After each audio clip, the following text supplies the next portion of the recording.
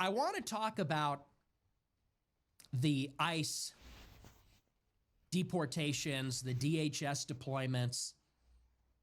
And I have a little bit of a hot take on this one, okay? I'm sure you've seen the news. And I talked about this a little bit a couple of weeks ago. I like it.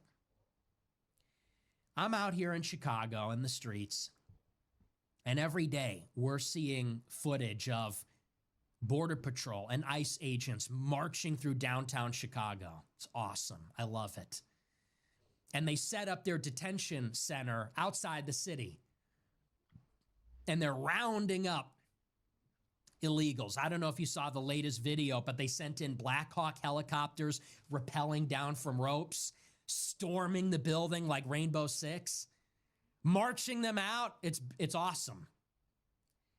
And my question is, why can't we do this to the entire country all the time? Like, why can't we do this to the South Side? I love it. But here's the problem. Trump is becoming extremely belligerent. ICE is becoming extremely belligerent. They're not even deporting a lot of people. They're doing these very big, sophisticated, complex raids, and they get like 30 people. That's not a lot. Understand, in order to do anything meaningful with deportations, we need like 10,000 people to leave every day for 4 years. Okay? To even roll back the clock to 2020, before Joe Biden got into office with the illegal immigrant population, we need roughly 10,000 people to leave every day for the next 4 years. And we're not even close. We're talking like 800 per day. And so they'll raid an apartment complex with 200 guys and they make 30 arrests. That's nothing. But I like the visuals. I like the energy. I like that on some level, they might be triggering some self-deportations. Certainly many illegal immigrants are in hiding right now. And they're having a problem with plumbers, carpenters. They're having a problem with truck drivers because illegal immigrants, they worry about being deported. And at a certain point, there's going to be an economic incentive for them just to leave. If they can't go out and work, then they're going to go home. And honestly, that's how it should be. Why should you be able to get a driver's license and a job and drive to work every day? You have no legal standing in the country, and we just tolerate that. The incentives need to be turned around, because that's really what it is. If you're poor in any country, there is just a giant green flag. Come on in, get a job, get Section 8, get food stamps, get the finest healthcare in the world, and you really have nothing to worry about, because it's like no one's going to arrest you, no one's going to remove you. You're one of those hard-working ones that's making America great. So the incentives need to be flipped, where people say, yikes, I don't want to be in America with no legal standing because I could be removed at any time. Good. Here's the problem. So they set up these detention centers in Portland and in Chicago, two very liberal cities. And they're doing these very belligerent actions, marching Border Patrol in full uniform through the city, doing these highly publicized raids with fixed-wing drones, helicopters. They're terrorizing the population. It's deliberate. And by that, all I mean is they're being visible. They want the illegal population to know that they're looking for them. That's part of creating the disincentive. But of course, what is happening in these very liberal cities? The left is responding. They're reacting. So the left is mobilizing at these detention centers with protests.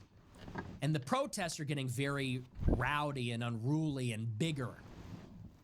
And the activists are also sounding the alarm about ICE. When they see an ICE vehicle drive through the streets, they're following the ICE vehicle, honking their horns, hanging out of the window to alert the illegals, hey, get out of Dodge, ICE is in town. ICE and law enforcement is responding to that. How? They're getting really aggressive with the protesters. And I don't know if you saw, but in Portland, they're like taunting the protesters, spraying them in the face with bear mace, They're like laughing. I think one reporter said that they're gloating as they arrest them. Now, look, I'm not complaining about that from the point of view of a liberal. I think it's kind of funny.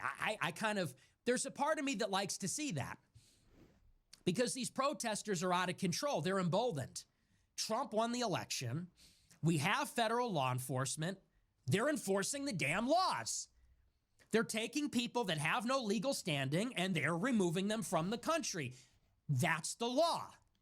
And these protesters think that because they don't like it, they get to interfere and impede law enforcement, and that's not right. And so they should be arrested for obstructing. They should be subjected to less than lethal or non-lethal means of crowd control. Like, I don't have a problem with that by itself. But when the left-wing agitators see ICE being belligerent, and then they see law enforcement taunting them, there's a reaction. Whatever you think about it, like it, love it, gotta have it, whatever, there's gonna be a reaction. And so the left they're getting really militant in Chicago. So far, there's been at least 2 or 3 instances of left-wing protesters now ramming and boxing in ICE vehicles.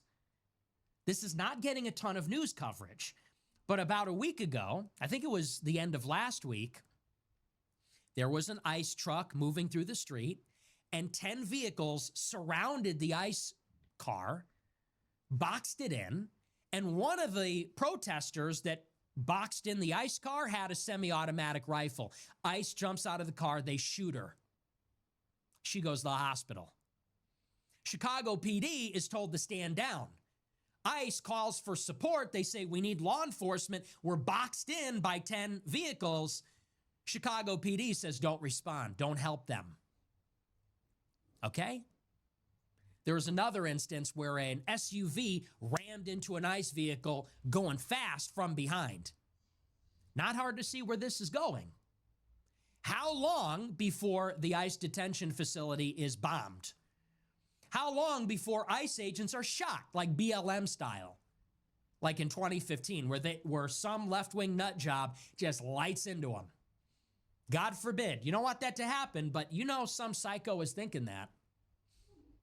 Now, what is law enforcement's response? This is where we get to today. In response to the tension between ICE and the local police, the tension between ICE and the left-wing agitators, now the Department of War is activating the National Guard.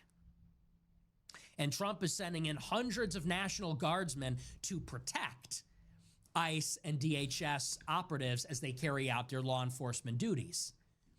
So now there's more federal law enforcement from Texas going against not only the left-wing agitators, but also the city police.